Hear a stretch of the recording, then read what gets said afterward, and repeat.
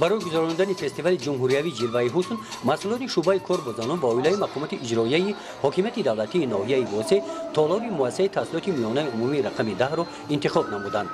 برای نمایش لباسهای ملی و رقص و سرودهای خلقی صحنه این تالار واسع می باشد. اشتراکچیان فستیوال امکان پیدا نمودند که هنر و مهارت خود را که مدت یک ماه آمادگی دیده بودند نزد تماشابینان پورا نمایش دهند. برنامه فستیوال جمهوریوی جلوه حسن در ناحیه واسه با طلبات‌های گذاشته شده فستیوال از روی سناریوی علوچی فرهنگ جمهوری تاجیکستان رمضان میرزایف گذرانیده شد. قسمت فستیوال از لباس‌های کودکانه، لباس‌های هر روزه، لباس‌های مراسمی و عیدانه، لباس‌های ملی عبارت بودند.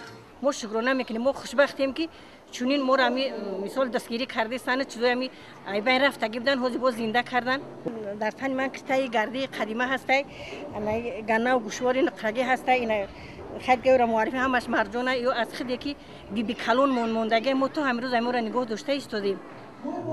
وقتی که همین چیزا رو میپوشی خودت چه حس میکنی؟ ما وقتی که چیزهای قدیمه را بر میکنم خودم رو خوشبخت حس میکنم که ببینین که من چه زنی تاجیکم همه تاجیکستان معرفی میکنم که زنی تاجیک چنین مثال گنه و گوشوار چیزهای قدیمه را احترام میکنه و قدر چیزهای قدیمه میرسه. شکرانه میکنیم دختر ما خودمش پیشاک ملی بر میکنن. انا کتایی که مثال بیاستیم بدن تنگ این وای بدن خودی کتو هم از بین رفتگی فقط فرمای ملی تاجیکی هم اینا چکن ببینین هم موزه چکن پوشای در فصل بهار. لباسهای ملی که در این فستیوال نمایش داده شدند از متاحف ملی اطلس، ادرس، گلباس، علوچه در کارخانه دوزندگی ترا عدالت قربانو و در جامعه دهات به نام خدایو رجبوف دختر شدند.